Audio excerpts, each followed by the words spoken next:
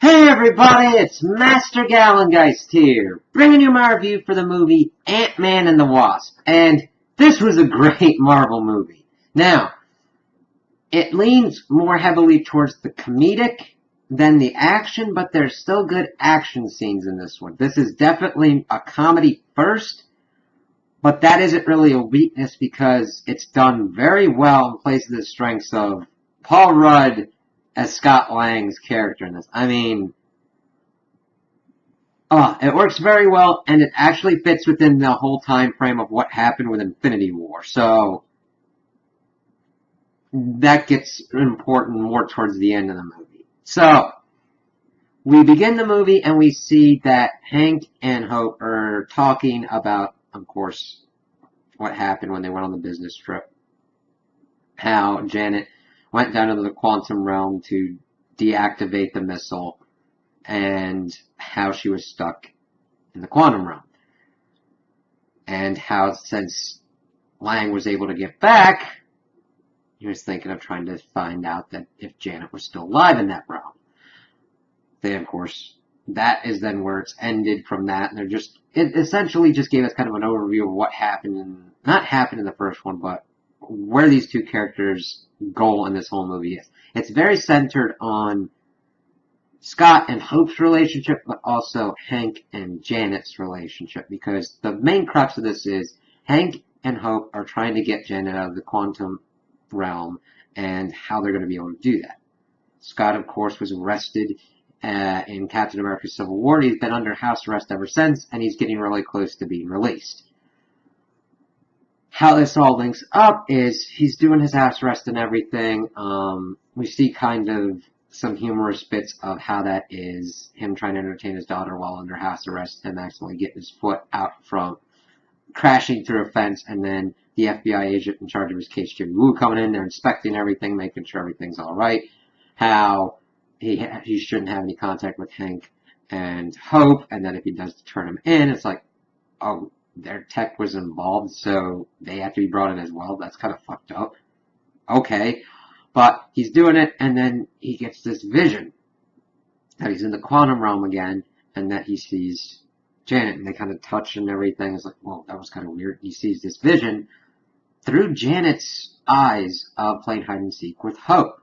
And this then sets him off. He then gets the burner phone that he's got for them, calls them crazily about the dream, breaks the phone and everything, and then he's just sitting at home, he's eating and everything, and we hear buzzing, and then we hear, and then we see that Hope has abducted him, but that she took off the ankle bracelet and put it on a giant ant that pretty much knew how Scott's daily routine was, playing drums, lying in bed, watching TV and everything. I was like, damn, she thought of it.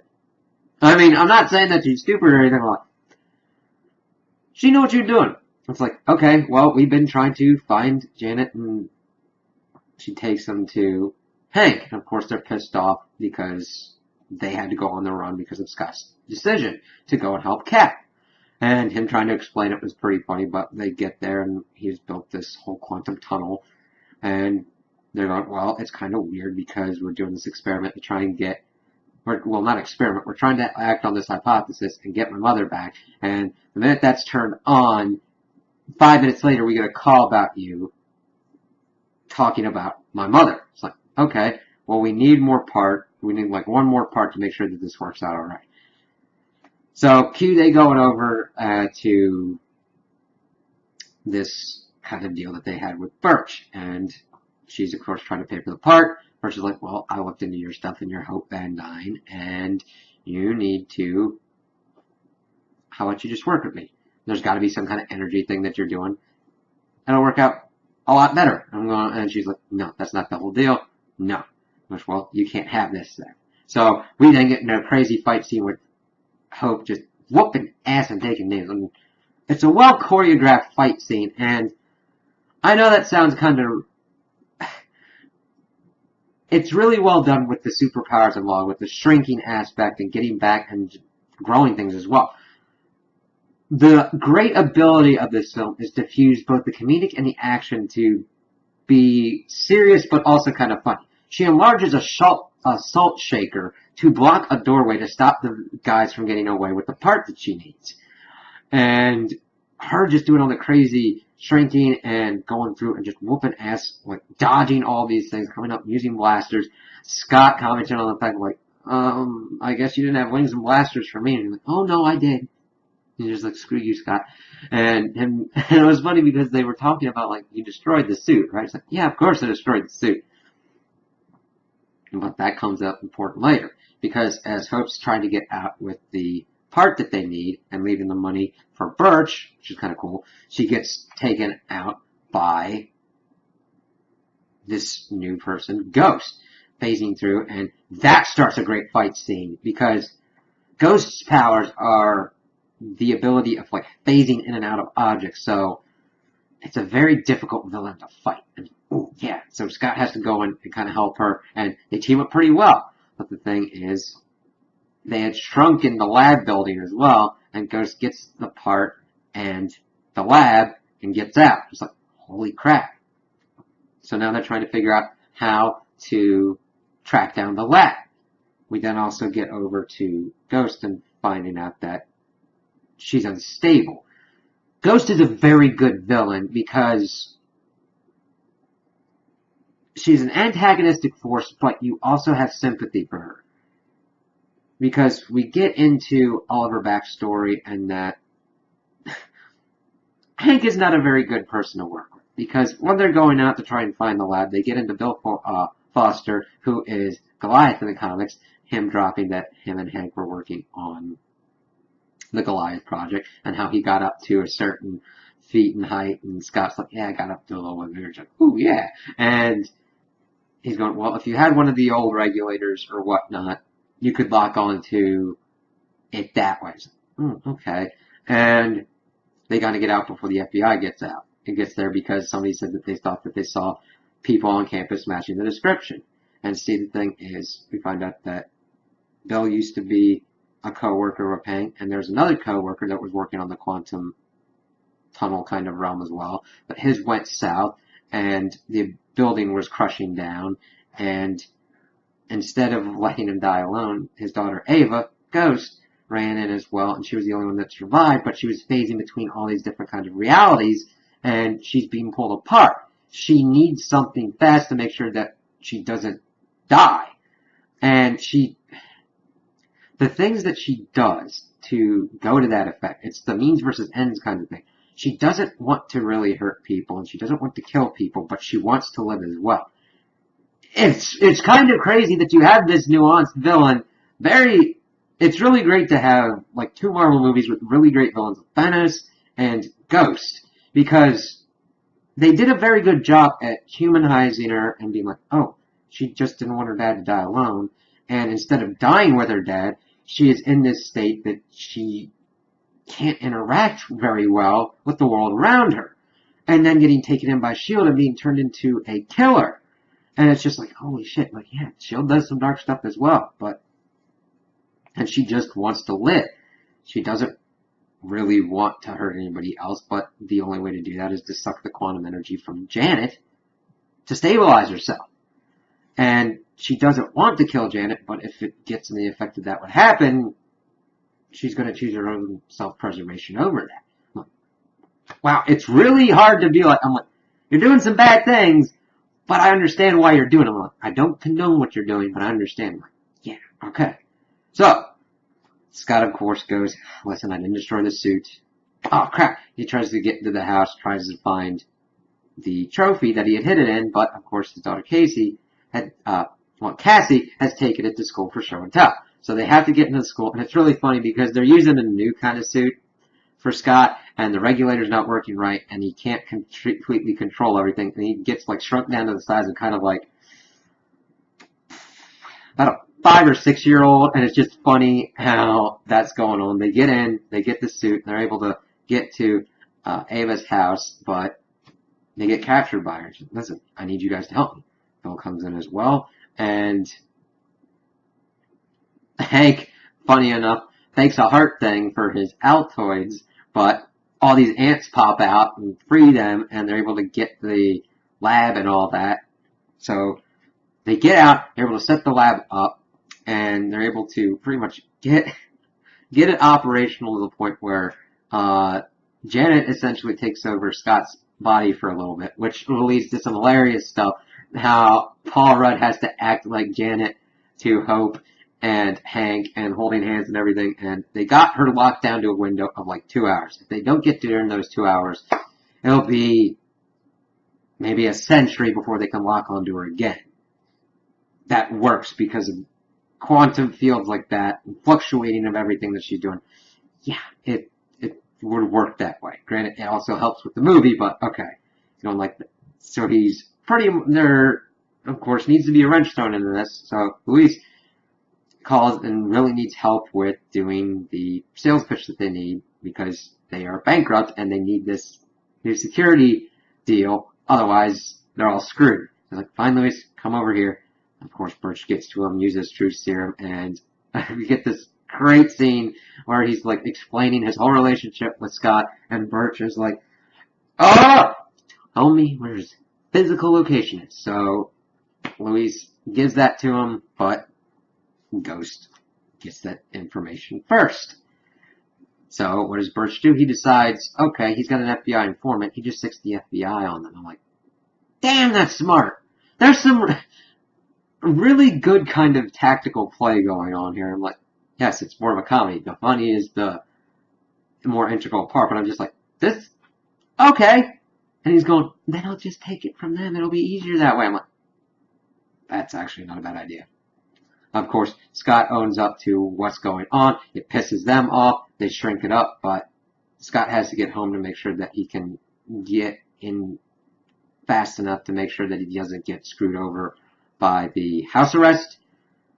But then he does that, he gets through it, but he knows he needs some help, Hank and Hope. And they've been arrested by the FBI. Of course, Ghost gets there at that point and kills Birch's FBI informant, takes the lab, and goes off.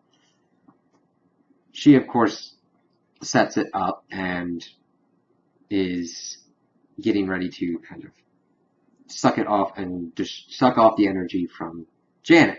Bill wants to stop her, but she, of course, doesn't care at this point. She was, at one point, going to go after Cassie, but Bill was like, no, stop that. I'm not going to help you with that. And he's like, fine. She's pretty much getting off the energy. They're able to track her down again, and thus begins kind of like the final part.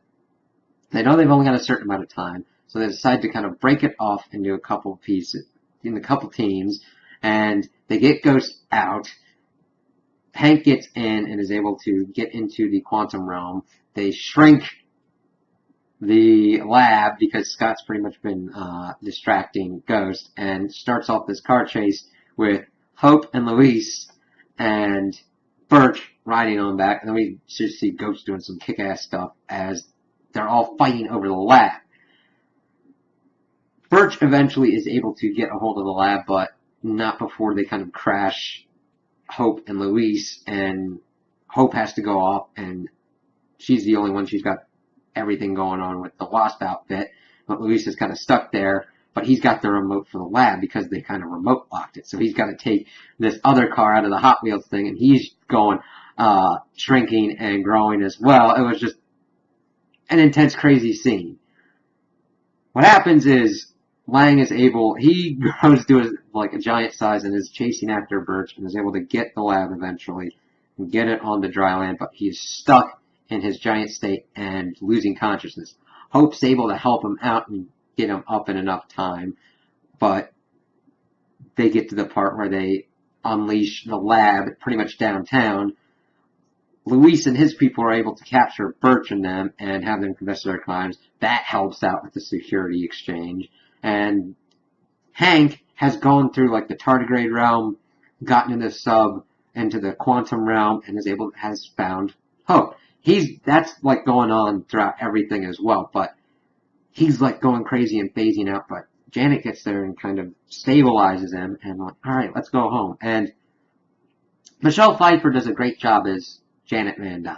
Now granted, she's not in it enough for us to get a complete understanding of her character or her powers, but I'm looking forward to that going into the future of the Ant-Man franchise. The main objective of this movie was to rescue her and get to her. So I understand that she's the least kind of developed character at the moment. But her powers, she's essentially got kind of god powers at the moment. Now, granted, because we don't know the full extent, but having the ability to control your ability to go through like different quantum states is a big deal, as we'll kind of see later on. But they're able to get back out once the lab has gotten up, and she's able to stabilize Ghost. It goes into an end, and the fact that everything kind of works out for everybody, because she stabilized Ghost. It's like, oh, come here, and helps her. And she's like, thank you. And she's crying because she's stable for the first time in years. And she's going off, and she tells Bill to just leave her. She's like, no, I'm not going to leave you. Pretty much just like a father, let's do this. And they kind of run off together. Of course, Lang gets out of his house arrest. He's all fine there. And we see that Hank unleashes the house that they had shrunk along a beach and is having pretty cool, is just reunited with his wife. And it was also really cool seeing Hope and Janet reunite as well. Just like, oh, I've been waiting for, and how we see the same kind of parental things going on between Lang and Cassie, and Janet and Hope. Janet calling Hope Jelly Bean when she was younger, and Scott calling Cassie Peanut and everything, and just how they interact with their children is really kind of cool. Where Cassie wanted to be her father's partner, but understood that she can't at the moment, but that's setting her up for being stature, hopefully, with the Young Avengers. They go that route in the Marvel movie universe. So, they're all good, and we get to the end credit scene, and everything's good for the ex-con company, their security company, and they are doing this thing. Janet and Hope and Hank are kind of the operation control, and they're sending Lang into the quantum realm to get energy to continue helping and healing Ava. So they send him in, he gets the energy, he's like, hey, guys, cool, what's going on? And we get there, and they go back out, and we see that they're falling to ash. So this is going in parallel with Infinity War, and the ending of this syncs up with the ending of Thanos' snap. So I'm like, yes, okay, that worked very well, and really sucks. But it introduces some interesting possibilities. Because quantum mechanics leads into like quantum entanglement, which is how Scott and Janet were kind of linked, and the phasings of different kind of realms and everything, does that show the limitations of the Infinity Gauntlet and the Infinity Stones of only affecting this reality? Because Scott was not dusted. He wasn't ashed. And that could potentially lead to some help or whatnot, but granted, he has to get out of the quantum realm to do any of that. So it's like, holy crap, because they built that quantum tunnel to suck him in. It's not like he went small on his own, I believe. So that leads to some weird and interesting possibilities. So I'm like, yes, oh, okay, that worked very well, and I understand why they weren't involved with the Avengers, because they were dealing with their own shit. And I know it's kind of weird to say that that was important going along with the same lines of Thanos trying to wipe out half the universe. But they had time crunches for this, and it still kind of works. You know what I mean? I think that it worked in how the timeline worked out, and I think was pretty effective to be like, holy shit, we had this really light movie, and it's like, all three of them are gone like that. So, holy crap! But we'll have to see what happens with Lang and if he'll be important going forward with Avengers 4. The other end credit scene we just see is kind of the aftermath of all this devastation, and we see that the Ant is still playing the drums in Scott's house. So, I thought this was a pretty good movie. Now granted, it's definitely more of a comedy, so if you're looking for anything really serious, this isn't really going to be the movie for you, but I think it's a really good trend in showing how Ant-Man is different and what its role is in the Marvel Universe, being more of a comedy, definitely still having action, but really focused on great comedic timing and great kind of gags and everything going on, and trying to be more of a light-hearted kind of thing, but still retaining the darkness of what happens in the MCU. So those are my opinions on the movie. Tell me what you guys think in the comments below. If you liked it, if you didn't like it, if you agree with me, if you disagree with me. Also like and subscribe, and I hope you have a good day.